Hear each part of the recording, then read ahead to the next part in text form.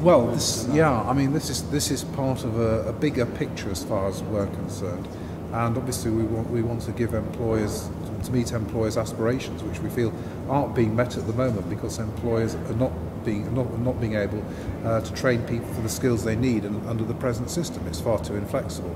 But it's part of a bigger picture as far as we're concerned, which I think there is some important news for your sector in it, what we want to do, particularly on the welfare to work side, which will make more funding available generally, and I think which will be good and important news for FE providers and others. And what area are you looking at an increase in funding? Yeah, well, this is a very important switch that we're making, which we proposed before the recession took hold. And since we proposed it, the government have indicated they're going to follow us a bit down the same path, but they're being, we think, far too slow and timid about it. What we're suggesting is that when government draws up its spending programmes, it takes account of the amount that is saved in payments of benefits to people, and allows that money, which would otherwise be spent on benefits, to be spent on training and getting people into work. It's a bit technical. It's called the Dell-Amy switch, but it's a switch from departmental expenditure limits to annual managed expenditure. That's the acronym stands for. Basically, it's a type of spend to save programme. It's saving the money which will be spent on benefits, which can run into tens of thousands of pounds, by spending the money in the first place on giving people the help they need to get back into work. Now, this was recommended in a report which the government received at the beginning of 2007 from David Freud, who you've probably heard of, and that report was sort of accepted by the government, but not much happened. We thought it was a good idea, and we looked at it and put it together with other ideas, and we produced a programme at the beginning of 2008. Now, that was to address the problem of people, both people who are unemployed in the sense that they were in job seekers allowance claimants, but also the very significant number of people who are economically inactive, as, for example, a very good example of people in receipt of incapacity benefit, many of whom could be helped back into work. Since then, we've seen the recession come along, which wasn't foreseen, I think, when David Freud was doing his report, but the same principle holds good. And who do you see to be delivering the training? Would that be DWP, or would that be providers? This would be in the hands of providers, contracts up and down the country. But obviously, if we're going to give people skills that they need, for example, which will be part and parcel of it, getting people into sustainable jobs, then there will be a role for FE colleges and for other providers as well. Okay. Because the providers, in the first place, will want to use those assets to deliver what we want to see and what everybody wants to see, which is more people into work and sustainable work. Okay, that's great. It leads me to my next question. What's the Conservative stance on employability strategy? Well, we want to make people as employable as possible, and as I said, there'll be more funding for it, but what we want to see is a more individual approach than there has been up to date.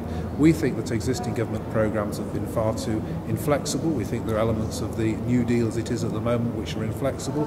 We think Train to Gain is inflexible. We need a much more flexible, personalised approach which meets the needs of the individual who needs help, but also meets the individual needs of the employers. I mean, I think the Association of Learning Providers who are with today have raised a very good case with the government of training up to level 2, where somebody isn't eligible to receive training whether they've got a level 2 qualification already, even though the level 2 qualification may not be what their employer wants. In those cases, the individual concerned can't get any more help. I think the ALP have taken some very good points up with the government on that. Okay. And what do you see to be the future of DWP if Conservatives come into power?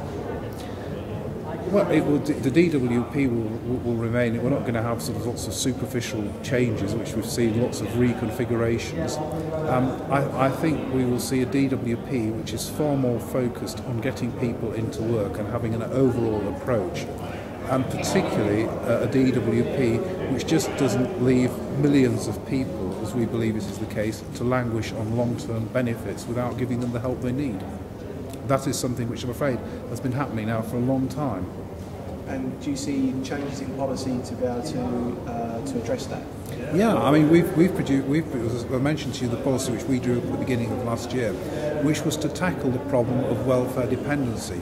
And where people could be got back into work, I'll emphasise where they could, if somebody is too sick or disabled to go into work, we're not expecting anything from them. But where somebody could get back into work with help, with rehabilitation, with experience and training, then we want to see more of those people getting help. And at the moment, there are a heck of a lot of those people up and down the country who are just not getting the help they need. Now, we drew this up before the recession took hold, so there is a big factor to factor in there, as it were. But we still think the same principle holds good, and we want a far more activist DWP that looks at the whole of its client base and that, wherever possible, is trying to get people back into work. Not just a DWP as it has been over this present government's time in office, where there has been some good work being done, but it's been fragmented, it's been in repeated announcements of programmes on a small scale which have sometimes run out of money. It's something which has not tackled the whole of the problem, and because they haven't tackled the whole of the problem, there have been very large numbers of people who've just simply been left to be on benefits when with some help they could be got back into work. And that's still happening at the moment. And even though the government's produced some plans, it will still happen in the future. Could you shed a bit more light on the Conservatives' stance on FE funding? It's a subject that's come on a lot recently. I'm giving you the DWP, what we see, how we see things from the DWP side. I think you'd have to speak to my colleagues who are responsible for that and shadowing that in their own government departments. So, we have shadows covering each government department. I'm the DWP. My focus is quite clear to me of helping people where they need help, and particularly helping people get back into work if that's a possibility. And what I would say is that I can see a big role for FE in that. And additional funding which will come through to FE in the way I've described. Okay.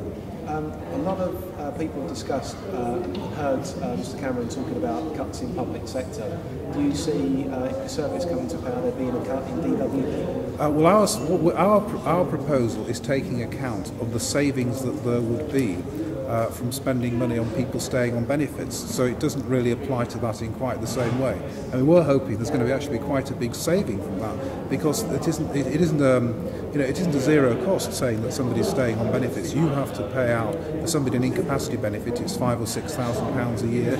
I think for job seekers you talk about thousands and thousands of pounds a year. Given that the average stay on incapacity benefit is, I think it's over 5 years now.